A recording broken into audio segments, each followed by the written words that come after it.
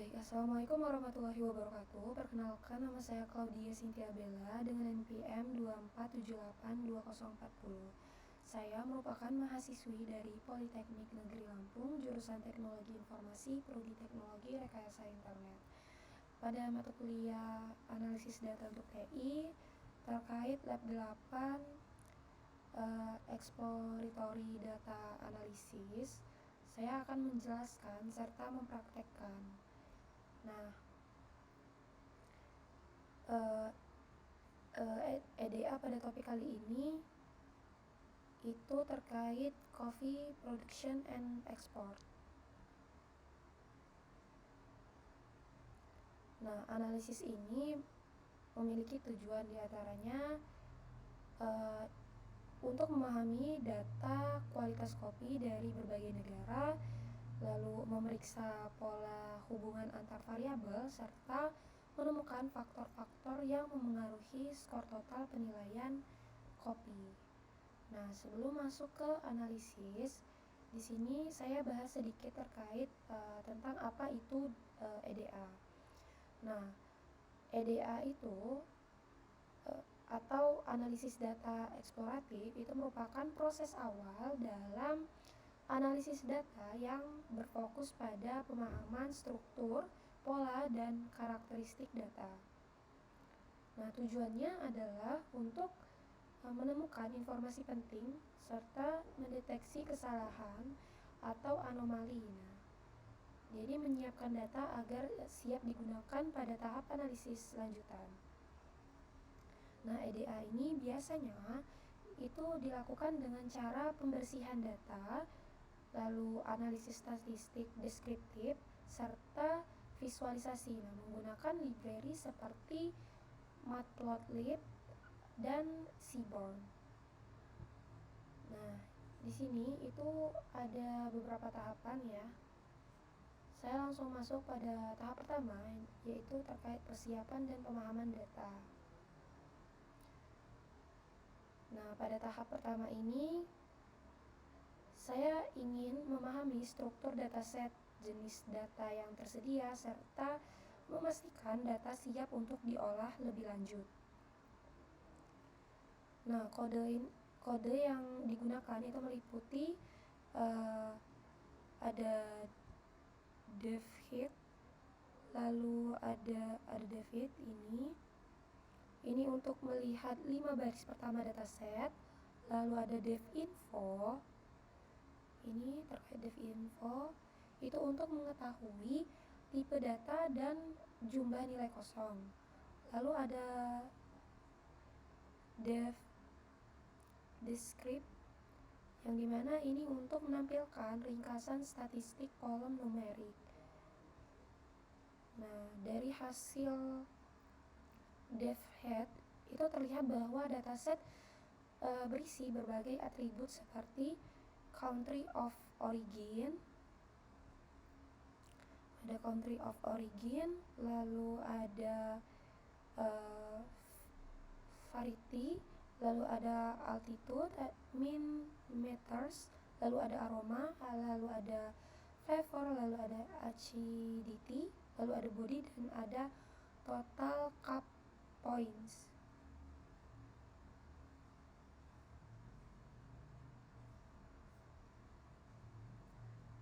Nah, teman-teman, kemudian terkait devinfo itu menunjukkan bahwa terdapat beberapa nilai kosong yang nantinya akan kita bersihkan.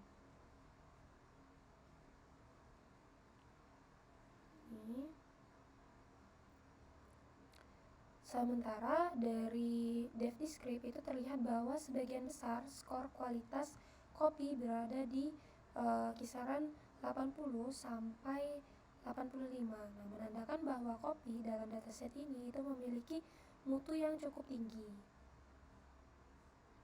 Ini nilai kosong tadi.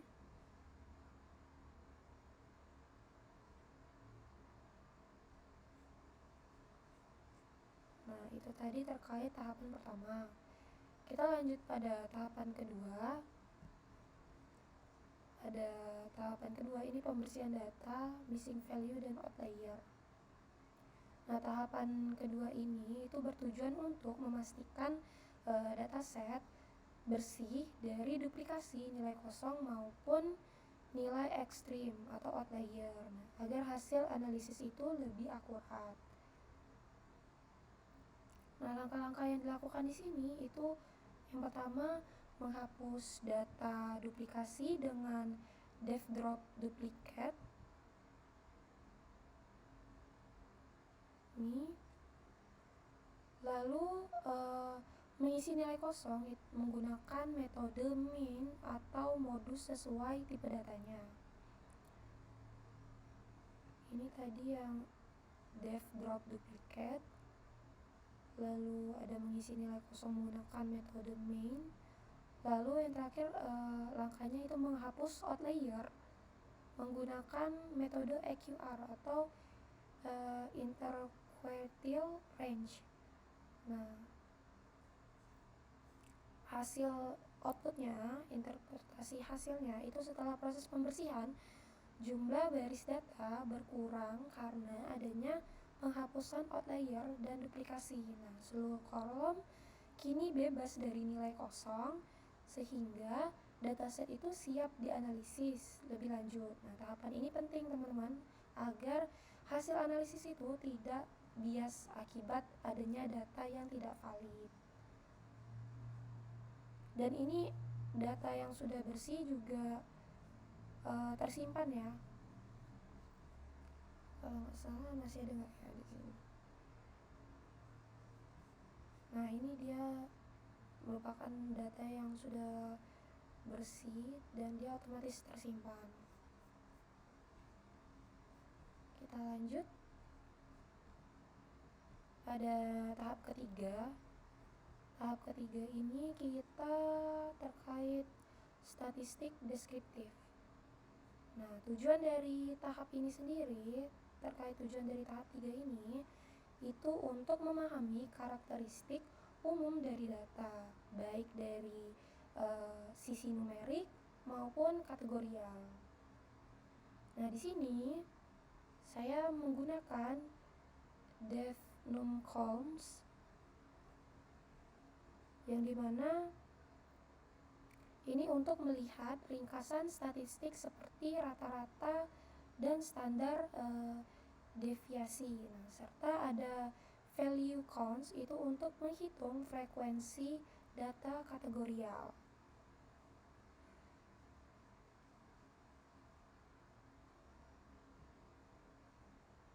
Ini ada numColms, lalu ada value counts ini ya, terkait kodenya. Nah, dari interpretasi hasilnya, hasil ini menunjukkan bahwa rata-rata skor aroma, flavor, lalu acidity dan body berkisar antara 7 hingga 8, menandakan penilaian yang cukup konsisten antar sampel.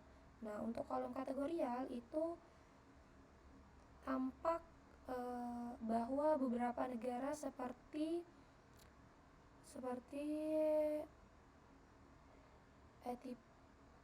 Ethiopia, Kolombia, dan Brazil itu memiliki jumlah sampel yang lebih banyak. Nah, ini menandakan data ini cukup beragam secara geografis. Ini ada lebih detailnya. Nah, kita lanjut ke tahapan 4. Di tahapan 4 ini terkait analisis hubungan antar variabel. Nah, tujuan dari tahapan 4 ini dia itu dilakukan untuk menganalisis hubungan antar variabel numerik, nah khususnya antara aspek penilaian rasa kopi dan skor totalnya. Nah, dari kodenya ini kita saya pakai devcore yang dimana digunakan devcore ini untuk menghitung kolerasi antar variabel numerik lalu divisualisasikan menggunakan heat map dari Seaborn. Nah, kolerasi ini memiliki nilai antara minus 1 sampai hingga 1 ya teman-teman. Nah, nilai 1,0 itu menandakan kolerasi positif atau sempurna. Nah, artinya jika satu variabel itu meningkat, variabel lainnya juga meningkat secara proporsionalnya. Nah, kalau nilainya di bawah dari 1, itu menunjukkan kolerasi itu negatif sempurna. Artinya peningkatan satu variabel diikuti penurunan variabel lain. Nah, jika nilainya itu mendekati 0, nah berarti hubungan antar variabel itu lemah atau tidak signifikan. Di sini ada visualisasinya ya, heat map kolerasinya. Nah, dari hasil visualisasi heat map ini terlihat bahwa kolom seperti aroma, flavor, lalu ada aftertaste, dan ada acidity, body, dan balance itu memiliki korelasi tinggi terhadap total cup points, yaitu mendekati 1. Nah, artinya peningkatan nilai aroma dan flavor cenderung meningkat skor total kopi secara langsung. Sementara warna yang lebih muda pada heat map itu menunjukkan hubungan positif yang kuat, sedangkan warna yang gelap itu menunjukkan hubungan yang lebih lemah. Nah, dengan demikian dapat disimpulkan bahwa atribut-atribut utama rasa memiliki pengaruh besar terhadap penilaian akhir kualitas kopi. Di sini juga ada pair plotnya ya, pair plot hubungan antar variabel skor kopi. Nah, di sini itu tuh untuk menjelaskan hubungan antar variabel yang dimana digunakan SNS.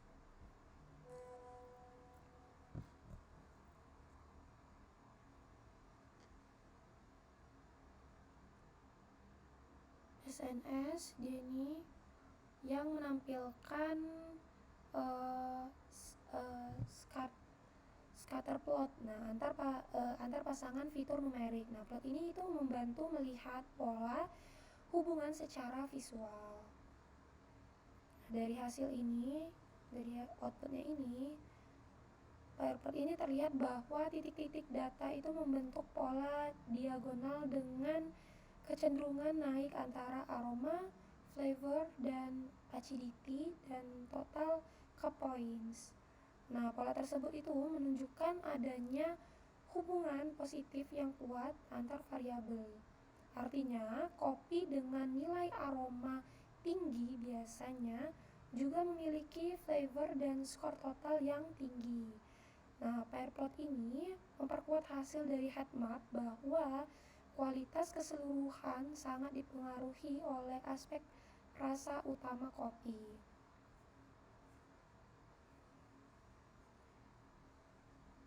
Nah, di sini saya sudah memasukkan untuk ke tahap 5 ini saya masukin file clean-nya yang udah bersihnya dari data coffee tadi. Kita masuk ke tahap 5. Tahap 5 ini terkait visualisasi dan interpretasi. Nah, tujuan dari tahap 5 ini atau tahap terakhir kita ini itu untuk menampilkan pola dan informasi penting dari data melalui visualisasi agar lebih mudah dianalisis dan dipahami. Terkait kodenya, visualisasi itu menggunakan Matplotlib dan Seaborn dengan menambahkan yang pertama itu judul grafik atau title, lalu ada label sumbu X dan Y, serta interpretasi singkat pada setiap grafik.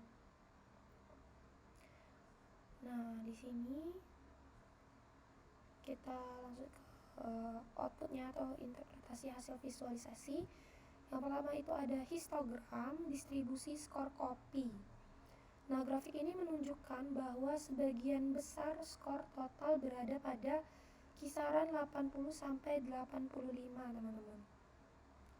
Nah, judul grafik ini kan di sini distribusi skor kualitas kopi. Nah, sumbu X itu menampilkan total cup points.